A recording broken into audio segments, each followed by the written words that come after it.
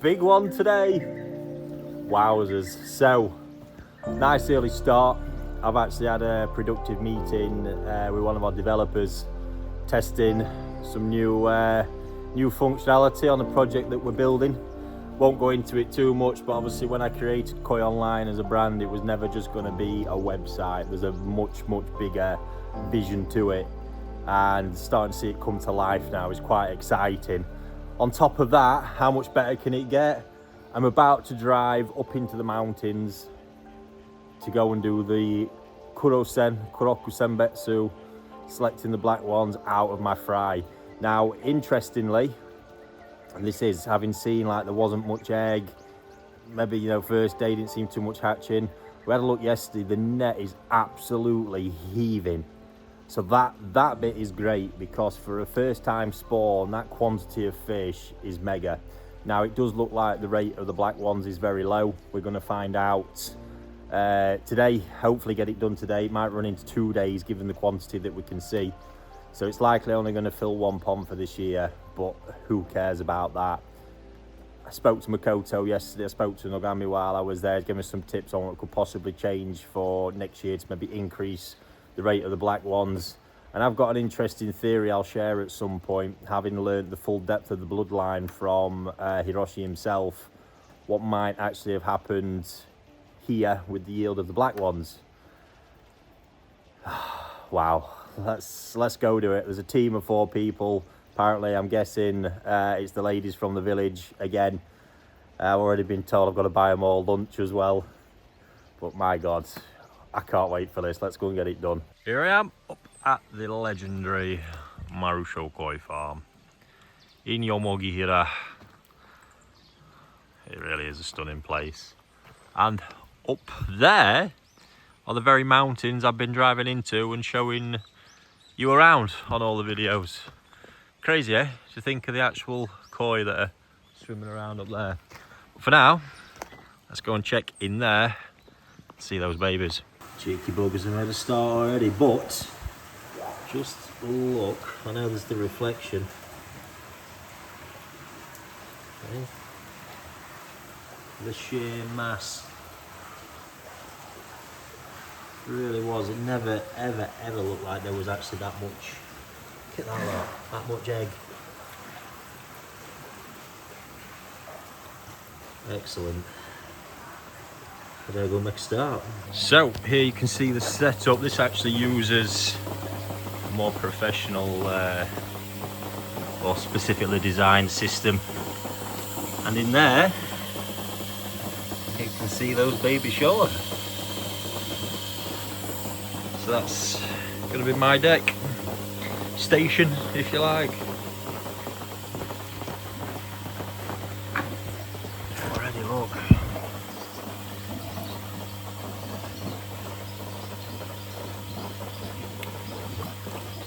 I'm absolutely stunned at how many fry there actually is.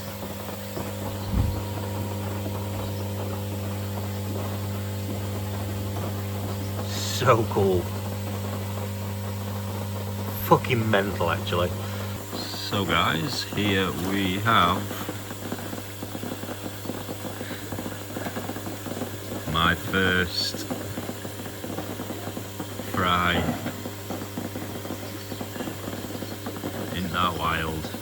It's just a small set now. Looking at that bowl, you can see the number of black ones is low. However, they're racking up, and I should say we are ballpark. There's some that you just can't fully see the black body in the video, but I think we're somewhere around the sort of 7 to 10% mark, but I'll take it. So this is after about 1.5 hours. Filling up.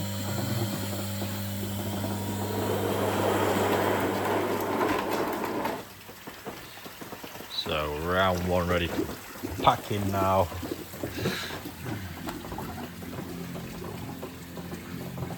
Tell you what, there is a fair few fish in there, but don't forget, although they are Showa,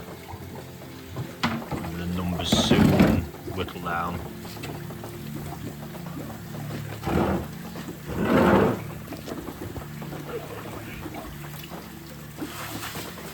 So we're just getting the water level in the bowl down at the minute.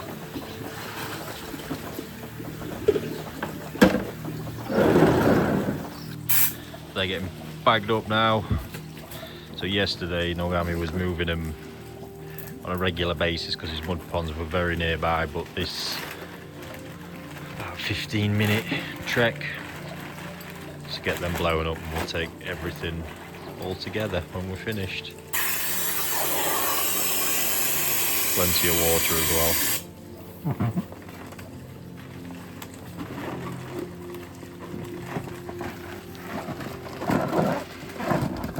I've not stopped pinching myself for the past 2 hours. Fucking madness. So this is one scoop. 5 fish that time. 5 fish. Wow. And then the black fly come into the tube and go into here. This is our style. Today must be very painful work. Oh, very enjoyable work. Enjoyable. Oh. Most exciting. Oh. But even though it's just percentage is just a few. Maybe one fish could become the dream fish. Exactly, you're right. Still a lot of Kuroko here. So we're getting right towards the end now. Last little bowl.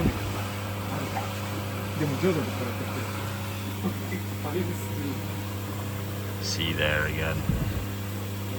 We're going to have a talk about thoughts around this percentage lark, because there's loads of different ways of looking at it,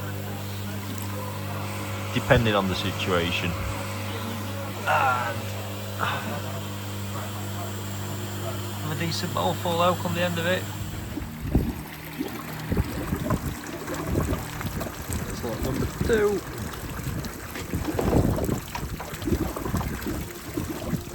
There's a fair few in there. Jesus.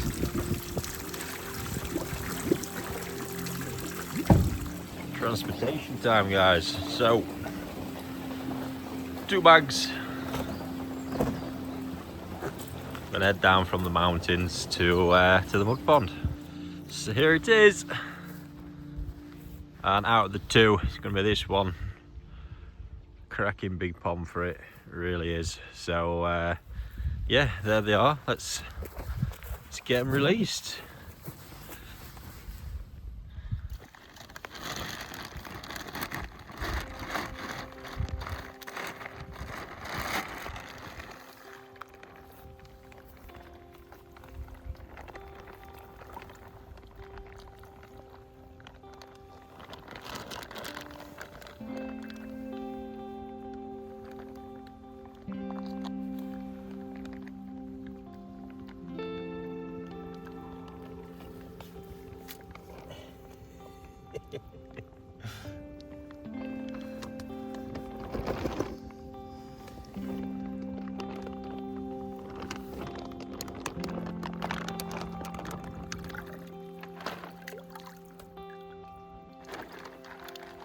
Bag number 2, guys. Away they go.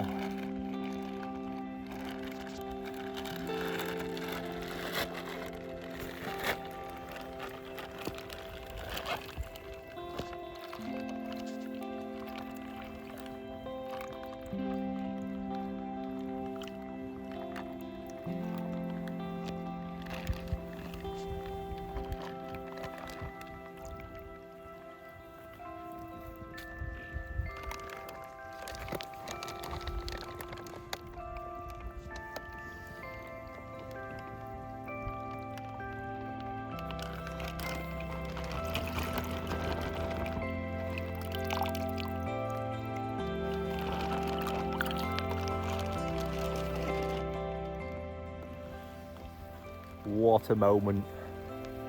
How crazy is that? So, keep everything crossed now. I'm going to get back to the house, and just as I do, I think it's a good time just to yeah, share a few thoughts on where I'm at with that. But wow. So I've just come in to sit in here for a little while and watch. This is N.J.'s special Sensui pond, indoor raising for the summer. Pretty much say a lot of the biggest and best fish cruising in here, and as in many places, it's now becoming the way because it gives them the ultimate control and stability. When you've got the technique, not forgetting this fish house has got pretty much spring water coming up from underground as well. So amazing, that homemade shower there, just creating that rainwater effect on the surface. I really do like that.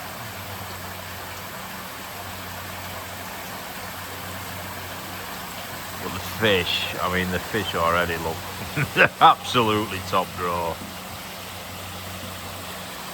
Lovely collection in there as well. At Gosanki base, there's a nice Shiro, Utsuri, Tancho, and Yamabuki. Just Onahee Utsuri set it all off. Very impressive. So, the fry. Talk of percentages, black fry has been massive. Well, I've been with Nogami for 3 days doing the same thing, and then here there's two kind of, let's not forget, right, koi is a numbers game. So those fish released today, 2 big bags full, yes,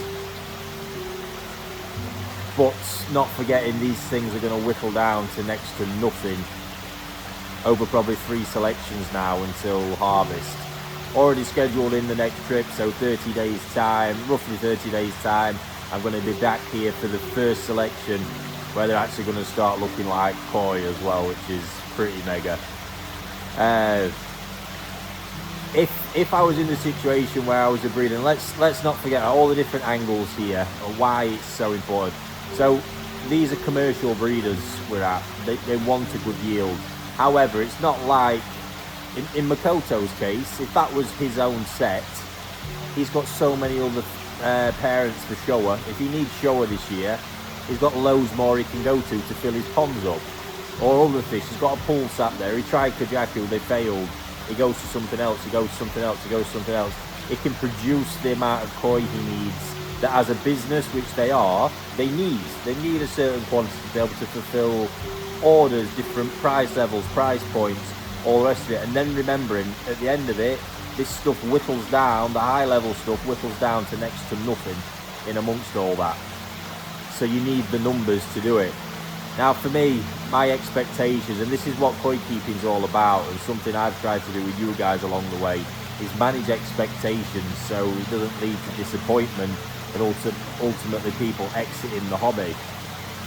I'm not disappointed in this right now. Yeah, it's a low number. That to me is just a problem to solve.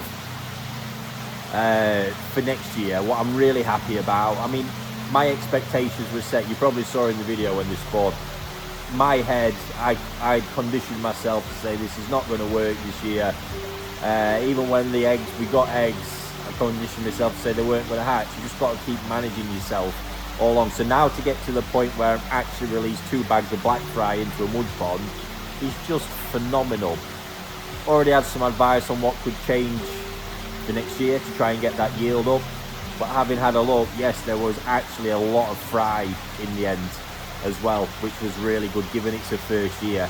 So statistically speaking, the amount of eggs for next year should start to increase from now on in, and she's got her first spawn done well, so that's only a good sign for the future as well. She's going to be a bit bigger, hopefully. I'm expecting maybe around 85. She might push it a bit harder, seeing how she's grown over the past few years. Yeah, that's all super positive stuff. As for the numbers, I mean, ultimately, who cares? If I only got 10 fish out of this at the end, I'd be happy. Certainly if there were 10 good ones, mine. If there were 10 snotters, then no. But, let's say I get 100 fish, 10% of them 100 are kind of Tatigoi grade. That would be a fucking super, I mean absolutely super result. and buzzing for it. But already, you know, as well, learnt so much in the past week that I've been here. It's been crazy, and the experience gained already now throughout this process is just invaluable. So yeah, that's going to be it now. But I mean, for breeders generally anyway, it can be a dream to get, they can have that dream fish that they really want to get babies from. And it might be that it's a low yielding set for somebody. And it might just be one pond per year. There might not be a lot of babies per year. That might be how it goes on and on and on. But if they happen to become really high quality babies, then that's just a choice as a breeder. Do I stick continuing with this or do I stop it? But if the quality's there, I think that was pretty much Nogami's reaction. Who cares? If it's good Tosai, it doesn't matter how many. Obviously you always want more, that's a given, but there's just realities to this stuff. Nothing's guaranteed. If it was that easy, everybody would be doing it. And that's how bloodlines go here. It can take a long time to get a set that's yielding high amounts of high quality fish. And to be day one, in essence, the first try, to be where we're at, I think is remarkable. So as for the parent fish, what I learned when the boss at Nogami schooled me big time, digging into the bloodline properly. So Black Lisa was the parent fish name. Now, I've got another fish there from Black Lisa as well, because I've been impressed and I love the characteristics of that fish. I would say the massive strong points has been the growth, the body line, the size of the bone structure, and the belly in particular. The belly's like pretty nuts. Sumi's not lacking mine, but it's there, the like the ultra strong points. The actual bloodline that Black Lisa came from was a cross of Dainichi Toyota Buta bloodline. That's an exclusive one to Dainichi Toyota, but was crossed with Momotaro Showa. The male fish that spawned with that was a descendant of Dainichi Mona Lisa, which is quite exciting. So that was how this Black Lisa parent fish was created, where it came from. Now the interesting bit of that, there's many reasons to why the yield of black fry today was low, but it just got my head thinking here that given the Momotaro part in this explains a lot in how the fish has grown. The Momotaro Mako Showa have been, when they were created, they'd been the powerhouses, the major growers. They were a game changer in that respect. Benny was quite special. The reasons for this, Momotaro Mako Showa, were what made those special was that they crossed their Mako Kohaku line into Showa, and that's how they got these insane growth that they did, and the type of Benny that they did from it. So that blood's in there, and obviously when you spawn in, stuff from way back can throw itself up, traits can throw itself up. So I'm just wondering, because in essence the yellow fry that we've thrown away are potentially Kohaku and Benigoi, and there's a lot of them. So I'm just wondering if there's something there that's actually thrown itself to cause the yield. So I'm already thinking next year to really looking on focus on lines that are really got that very pure Showa and male fish that are absolute Sumi monsters. Not even like super heavy Sumi, but super deep, intense, big, bold Sumi might be what's needed. So let's wait and see, but that's some really interesting stuff, and just why bloodlines. I've spoke to you guys a lot about this in regards to the koi you're purchasing, and I do still stand by them. The biggest thing to focus on is the koi in front of you and potentially the parent fish it's descended from. But in relation to this and something like the yield of black fry, there's so much throws itself up in that spawning that it's really important, I think, to try and understand as deeply as possible. And that's what obviously Nogami's saying when he's looking at parent fish and the teaching that he's had as a Dainichi Obi-Kai. You know, he was so hot on that, and that stuck with me. That made me feel like a schoolboy, I'm not gonna lie. When I'm quite surprised knowing how I am. It's something I'd never asked. All I've just started to see is these fish from Black Lisa were beasts. in kind of body, bone structure, growth and belly. So yeah, it's cool though, isn't it? Absolutely love that. This is going to be a fun one. Autumn parent fish, male fish hunter. Can't wait. But again, say all in all, blown away, super happy and super grateful to the guys at NND to allow me to make this happen this year. What I'm going to do now, because I can't stop thinking about it, I'm going to have a quick drive back to the mud pond where we released them, see if we can see anything. I'm not sure we will, but it'd be a nice way to end the video anyway. Just before I leave, this is a pond from Greenhouse C. I was having in there about the other day, and it looks like we're doing some sensory, some concrete raising with these. Did look like a great pond full of fish, and obviously they've got a lot.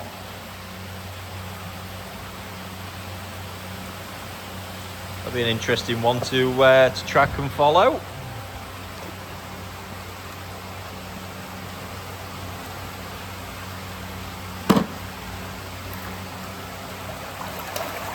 Nice. Certainly some good fish in there. Cracking size already.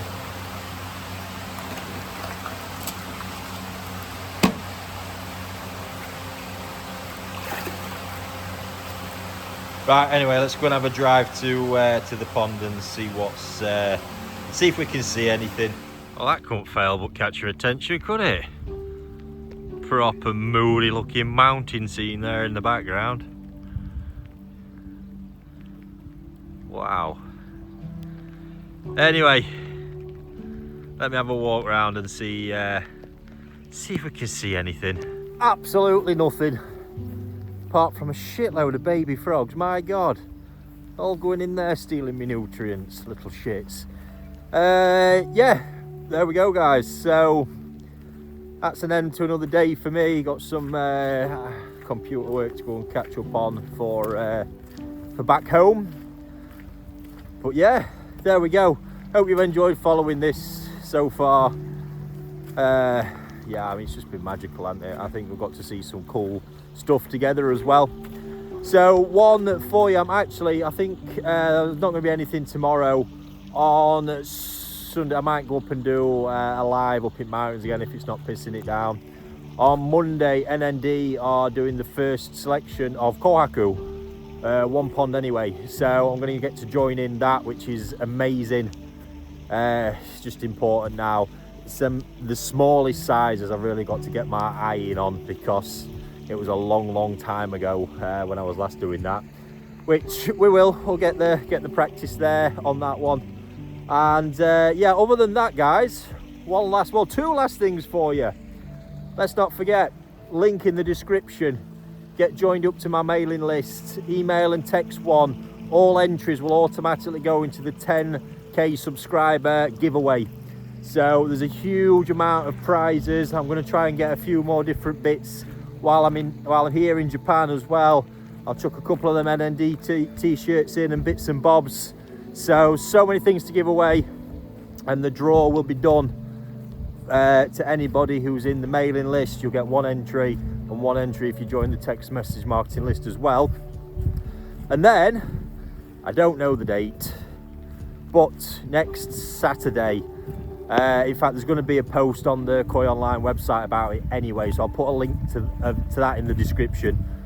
We are doing our sales event from the unit, so it's an in-person event. I've got a whole load of fish picked out for it. Deutsch Ginrin Komori with them amazing things from Takatatsu, Kin Showa. I've got some of the Ginrin Yamabuki, Ginrin Mukashi from Saito, that amazing line. A fantastic selection of Nisai. All very reasonable prices that suit a whole range of pockets.